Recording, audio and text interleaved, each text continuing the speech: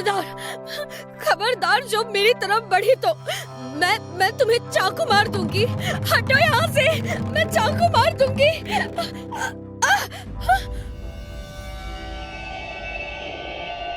अरे रुको रुको, रश्मि मैं हूँ रतन, तुम्हारा पति।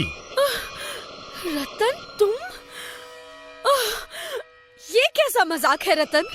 अगर मैं तुम्हें चाकू मार देती तो क्या?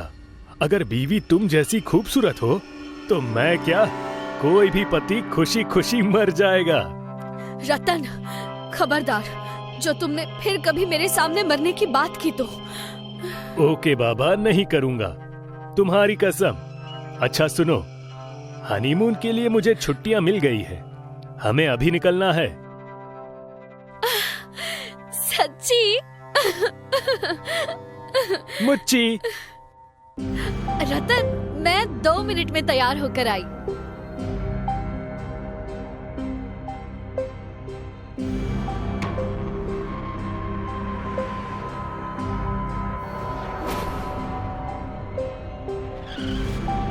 क्या हुआ? देखता हूँ।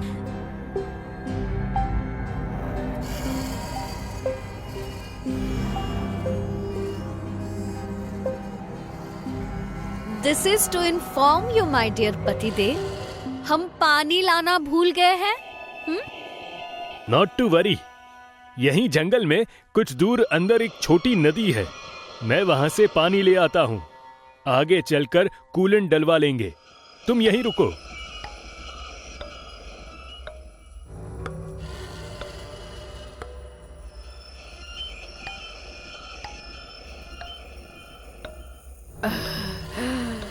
ये लड़की तो मुझसे भी ज्यादा खूबसूरत है। इसके हाथ का चूड़ा बता रहा है कि इसकी नई नई शादी हुई है। अगर ये इतनी खूबसूरत है तो इसका पति कितना हैंडसम होगा। क्यों ना इसके शरीर पर कब्जा कर इसके पति को हमेशा हमेशा के लिए अपना बना लूं।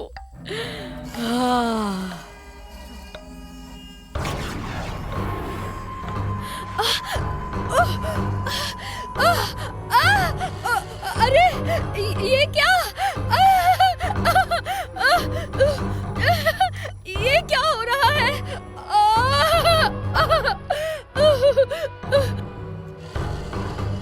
रश्मि, रश्मि!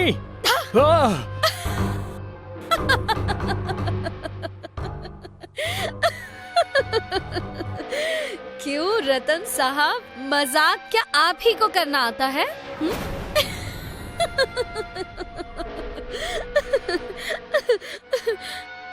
रश्मि, ये कोई मजाक है? मेरी तो धड़कन ही रुकने वाली थी।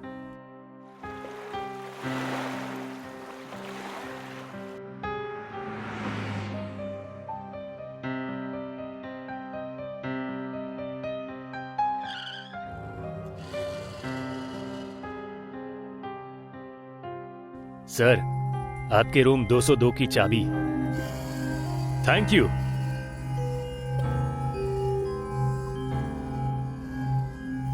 रश्मि, तुम भी नहा लो, सफर की थकान मिट जाएगी। तुम्हारे वापस आने तक अगर मैं सो जाऊं तो पहले से ही सॉरी।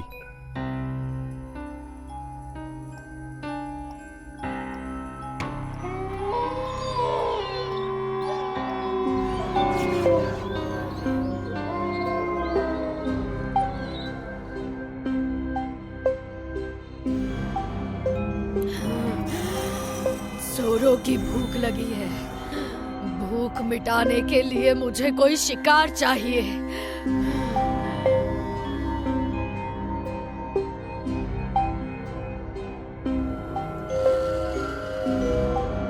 कौन है? कौन है? बचाओ, बचाओ मुझे! चुड़ैल से बचाओ, कोई मुझे बचाओ! चिल्लाओ और चिल्लाओ।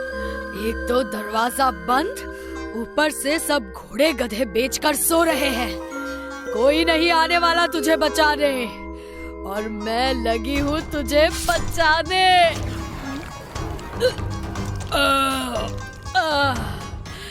वाह, मजा आ गया।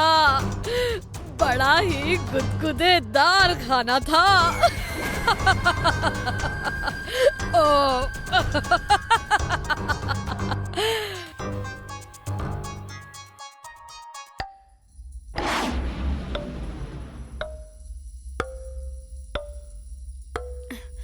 अरे क्या हुआ पतिदेव, उठ क्यों गए? रश्मि, तुम कहाँ चली गई थी? रात के 2 बज रहे हैं। मैं यहाँ ना पाकर इतने परेशान हो गए थे। इतना प्यार करते हो मुझसे। ये मजाक का वक्त नहीं है रश्मि। कहाँ गई थी तुम? और ये तुम्हारे मुंह पर लाल लाल क्या लगा है?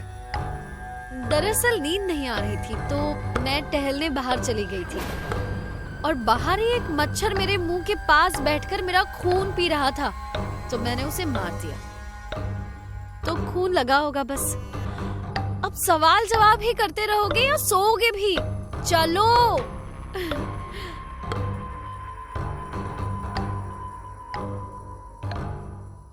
सूरज सर पर आने को है, लेकिन भोला का अभी तक कुछ पता नहीं। कहाँ है भोला? सर, किचन में रात के वक्त बहुत चूहे आते हैं, तो वो उन्हें मारने के लिए किचन में ही सो गया था। किचन में सोया था तो क्या किचन खा गया उसे, या सारे चूहे मिलकर उसे अपने बिल में ले गए? बोलो।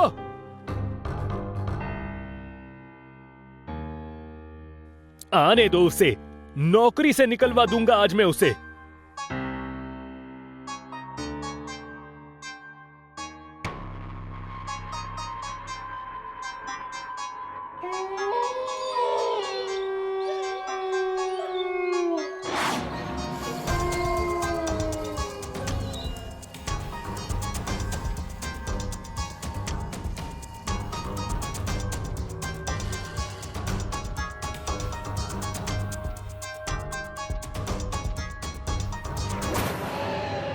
कहाँ चला गया यार तू भोला? अरे वाह, मिल गया शिकार। अरे जाना ही था तो कम से कम अपने इस जिगरी दोस्त पवन को भी साथ ले जाता। तुम्हारी इच्छा पूरी करने आ गई पवन।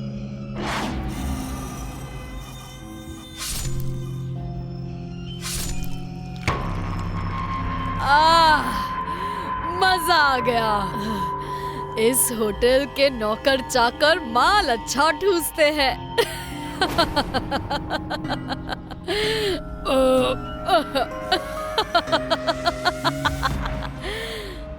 पहले भोला गया पवन।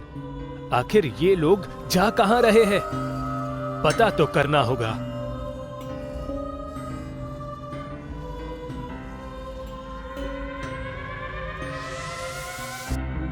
आज हमारी शादी को पूरा 1 महीना हो गया है रश्मि।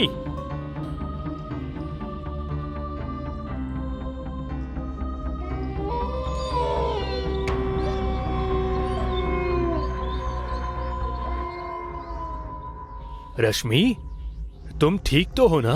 हाँ, मैं ठीक हूँ। कुछ नहीं रतन, बस आज हम बहुत ज्यादा घूमे ना, इसलिए थक गई हूँ। मेरे ख्याल से हमें सोना चाहिए। जो बीवी का हुक्म। आज कुछ भी हो जाए, मैं सच्चाई का पता लगा कर ही रहूंगा कि मेरे होटल के लोग कहाँ गायब हो रहे हैं। अरे सर, आपको जो पता लगाना है लगा लीजिए, मगर मुझे जाने दीजिए। बहुत जोर की नींद आ रही है। चुपचाप बैठा रह मेरे साथ, वरना कल हम दोनों में से कोई एक गायब हो जाएगा।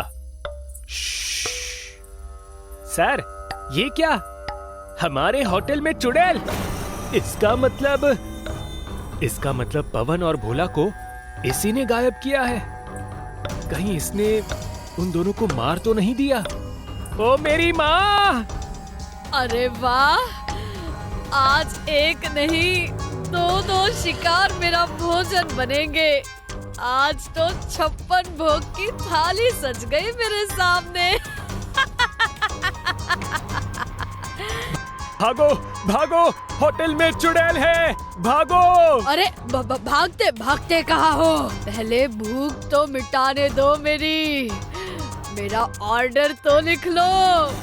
ये शोर कैसा?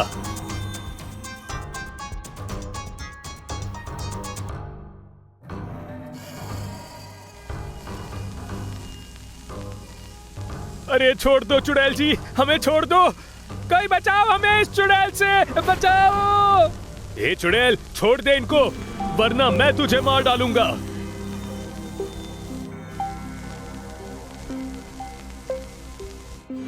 छोड़ो, छोड़ो मुझे, छोड़, मैंने कहा छोड़ दे मुझे। तू मुझे मारेगा? अब सबसे पहले मैं तुझे खाऊंगी। जय बजरंगबली।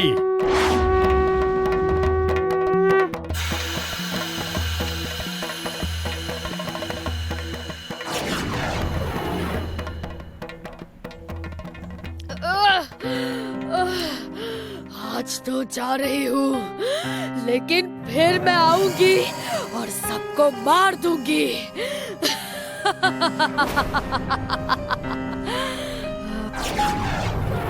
ओह गॉड, इस चुड़ैल ने रश्मि पर कब्जा कर रखा है। रश्मि, तुम ठीक तो हो ना? चुड़ैल से मुझे बचाने के लिए आपका बहुत बहुत थैंक यू मेरे पतिदेव। Thank you. जिंदगी की एक बात आप सभी गांठ बांध लो, अपनी सुरक्षा की खातिर आप कभी भी किसी भी अजनबी पर भरोसा मत करना, वरना मौत ठीक वैसे ही तुम्हें दबोच लेगी जैसे उसने विकी और विनी को दबोचा था। जिंदगी एक सफर है सुहाना, यहाँ कल क्या हो किसने जाना। कसम से विनी, मैं बहुत लकी हूँ जो मुझे तुम जैसी सुंदर विचारों वाली साथी मिली है। मिस्टर मजनू, सामने देखिए, आशिकी के चक्कर में एक्सीडेंट मत कर बैठना। अरे अरे, ये क्या था? पता नहीं विकी, ऐसा लगा जैसे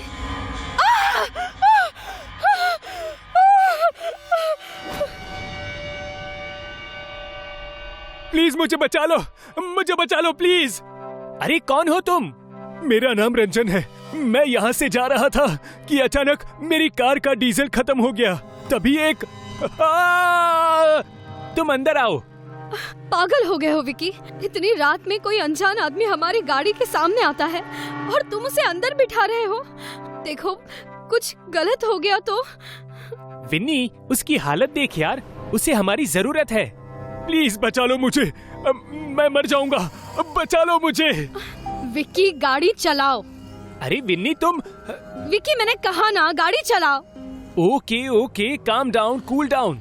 विन्नी की बात मानकर विक्की ने कार आगे बढ़ा ली, लेकिन कार के आगे बढ़ते ही विन्नी को अपने फैसले पर शक हो उठा।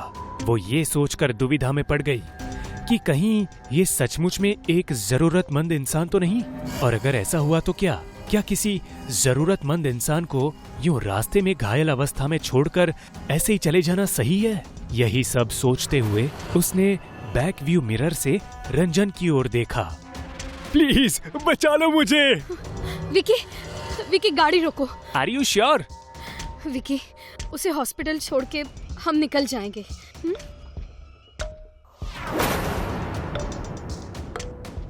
थैंक गॉड आप लोग वापस आ गए। मैं आपका ये एहसान जिंदगी भर नहीं भूलूंगा।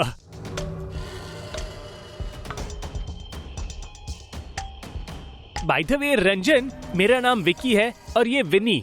हाय। क्या हुआ था तुम्हारे साथ? मैं एक बिजनेस डील के लिए जा रहा था, लेकिन इस सड़क पर आते ही मेरी कार अचानक झटके लेने लगी। झटके? इस प्लेन सड़क पर झटके? बिल्कुल, यही बात मैंने भी सोची थी। इसीलिए टायरों की हवा चेक करने के लिए मैं कार से उतरा, और जैसे उतरा ही था कि मैं हैरान रह गया। हैरान? हैरान किस लिए? वहाँ प्लेन नहीं, कच्ची सड़क थी जहाँ हजारों गड्ढे थे। ये क्या बकवास है? मेरा भी रिएक्शन आपके जैसा ही था विनी। इसीलिए मैं डर के मारे टायरों की हवा चेक किए बिना ही तुरंत कार में बैठ गया। कार स्टार्ट की, लेकिन कार स्टार्ट हो ही नहीं रही थी। डर के मारे मेरे पसीने छूटने लगे। तभी मेरी नजर फ्यूल मीटर पर गई तो मैंने पाया कार में डीजल ही नहीं है, जबकि मैंने चलने से पहले ही फुल टैंक करवाया था। लेकिन अब कार में एक भी बूंद डीजल नहीं था। और तभी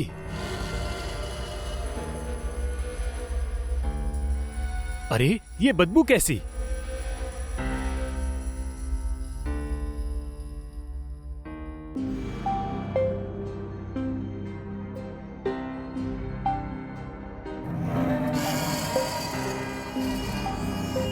मैं अभी उस चुड़ैल को देखकर हैरान ही था कि वो उछलकर मेरे सामने आ गई और मैं जैसे तैसे उससे अपनी जान बचाकर वहां से भागने लगा। लेकिन वो चुड़ैल एक काला साया बनकर मेरे सामने आ गई। मेरी ये हालत उसी चुड़ैल ने की है। मैं भाग तो रहा था, लेकिन उस चुड़ैल ने मुझे जाने नहीं दिया। वो काला साया बनकर फिर से मेरे सामने आ खड़ी हुई। इस बार मैं जोर से चीखा। फिर क्या हुआ? रंजन? ये रंजन? विकी, ये रंजन कहाँ गया? वो यहाँ नहीं है। क्या? ओह गॉड, ये कहाँ गया? विकी, विकी, मुझे बहुत डर लग रहा है। यहाँ कुछ बहुत बड़ा गलत है। यहाँ से भागो विकी, निकलो यहाँ से, चलो। ना चाहते हुए भी विन्नी ने विक्की के खातिर इंसानियत का फर्ज निभाने के लिए एक अनजान व्यक्ति की हेल्प करने की कोशिश की थी। लेकिन चलती कार से रंजन के यूं गायब हो जाने से विन्नी और विक्की दोनों सकते में थे। विकी, कोई आदमी चलती गाड़ी से कैसे गायब हो सकता है यार? ये जरूर कोई भूत प्रेत का चक्कर है विनी, आज बुरे फंसे हैं। विकी, जितनी तेज चला सकते हो चलाओ, चलो जल्दी। हमें यहाँ से जितनी जल्दी हो सके दूर चले जाना चाहिए। ओह गॉड, ये सड़क तो सच में कच्ची है विनी। मतलब रंजन सही बोल रहा था, ये सड़क प्लेन नहीं कच्ची है। पर ये गायब कहाँ हो गया? हे भगवान, बचा ले हमें। क्या हुआ? क्या हुआ? नहीं, ये नहीं हो सकता। क्या हुआ? ऐसे क्यों रिएक्ट कर रहे हो विकी? देखो, मुझे बहुत डर लग रहा है। विन्नी, हमारी गाड़ी का भी डीजल खत्म हो गया, जैसे रंजन का हुआ था। ये नहीं हो सकता, ये नहीं हो सकता। हमने तो अभी फुल टैंक करवाया था ना। ये बदबू कैसी है? ये तो डीजल की स्मेल है।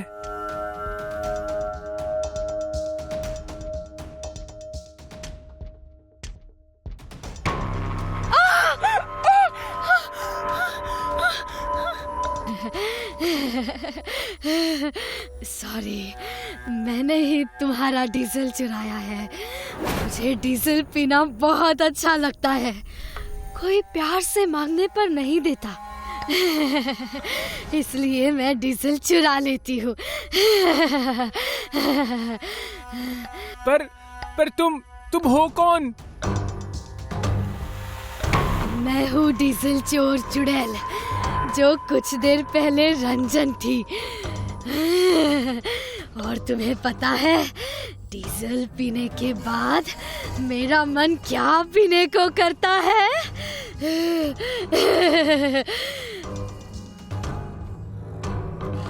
ताजा गरम गरम इंसानी खून।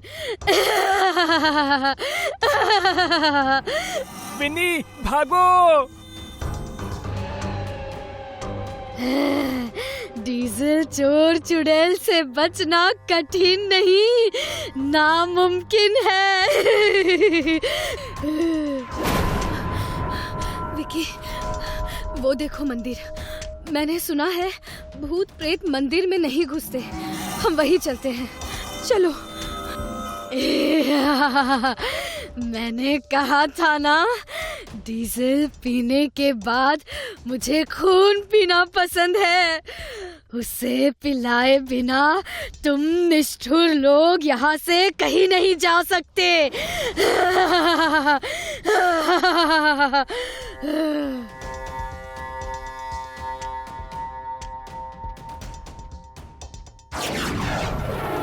विनी, मंदिर में जाओ, हनुमान जी का सिंदूर उठाकर चुड़ैल पर डाल दो।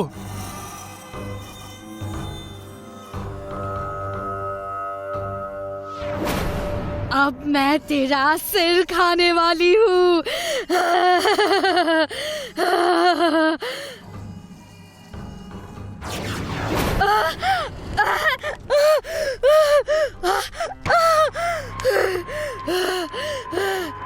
थैंक यू फॉर सेविंग मी। ये विकी और विनी का प्रेम और उनकी नेक नीयत थी, जिसके चलते वो दोनों एक खूनी डीजल चोर चुड़ैल के हाथों से बच गए। लेकिन अगर आपको बचे रहना है तो आपको अजनबी रास्तों पर मिलने वाले अजनबी लोगों से दूर रहना सीखना होगा, वरना आपकी जान कभी भी जा सकती है।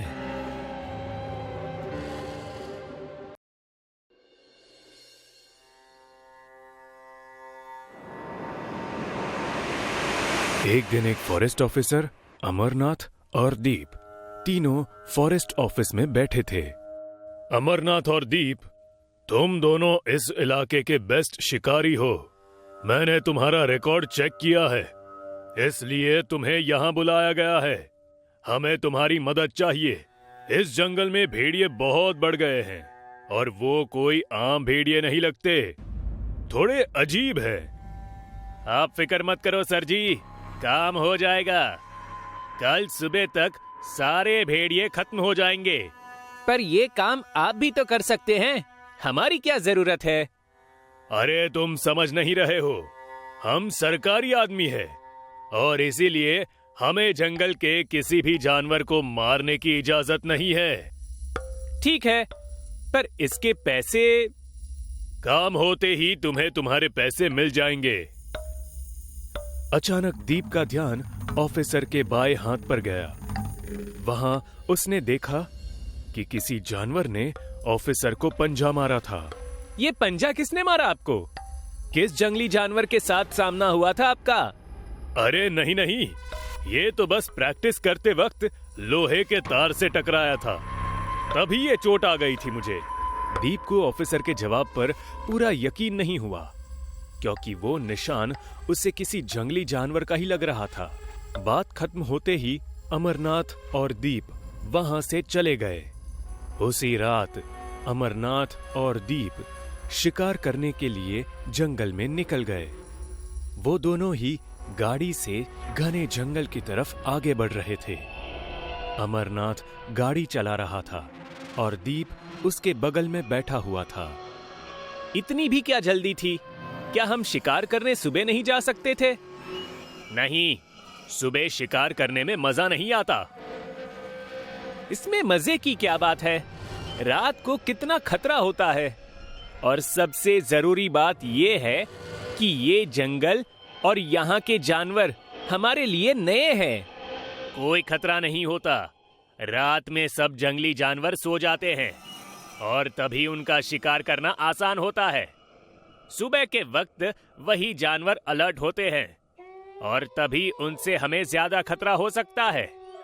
वो सब तो ठीक है, लेकिन अगर कोई जंगली जानवर जाग रहा होगा तो क्या उसे भी हमेशा के लिए सुला देंगे?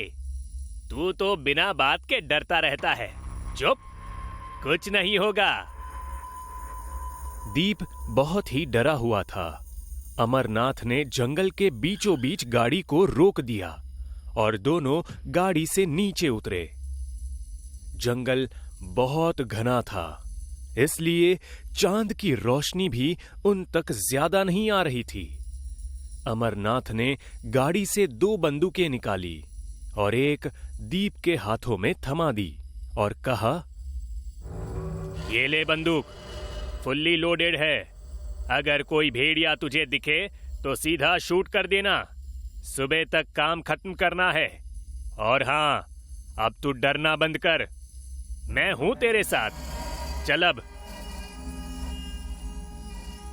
अमरनाथ और दीप जंगल में आगे बढ़ने लगे। उतने में उन्हें एक भेड़िए के चिल्लाने की आवाज सुनाई दी। दीप वो आवाज सुनकर थोड़ा डर गया, पर अमरनाथ वो आवाज सुनकर बहुत खुश हुआ। लगता है हम पहुंच गए। चल, भेड़ियों का शिकार करते हैं। अमरनाथ भागता हुआ आगे बढ़ने लगा। दीप भी उसके पीछे भागने लगा, पर अमरनाथ तेजी से भागकर आगे निकल गया। अमरनाथ, अरे मेरे लिए रुको जरा। अमरनाथ! दीप अचानक से रुक गया। उसे अमरनाथ कहीं नजर नहीं आ रहा था। उसने वहीं रुककर आवाज लगाना शुरू किया। अमरनाथ! अमरनाथ! कहाँ है तू? अमरनाथ! बहुत दूर से अमरनाथ की आवाज आई। अरे मैं यहाँ हूँ, जल्दी से आगे आ जा। दीप डरते हुए एक एक कदम आगे बढ़ाते हुए चल रहा था कि तभी अचानक उसके सामने एक भेड़िया आ गया। उस भेड़िए को देखकर दीप से डर के मारे बंदूक भी नहीं उठाई गई, क्योंकि वो कोई मामूली भेड़िया नहीं था। वो भेड़िया आम भेड़ियों की तुलना में काफी बड़ा था, और सबसे भयानक बात ये थी कि उसे 2 सिर थे। वो बेहद खूंखार लग रहा था। डर के मारे दीप के हाथ से बंदूक छूट गई। अरे, इसके तो 2 सिर है। ऐसा भेड़िया मैंने आज तक कहीं नहीं देखा। देखोगे भी नहीं, क्योंकि हम इस जंगल में ही रहते हैं।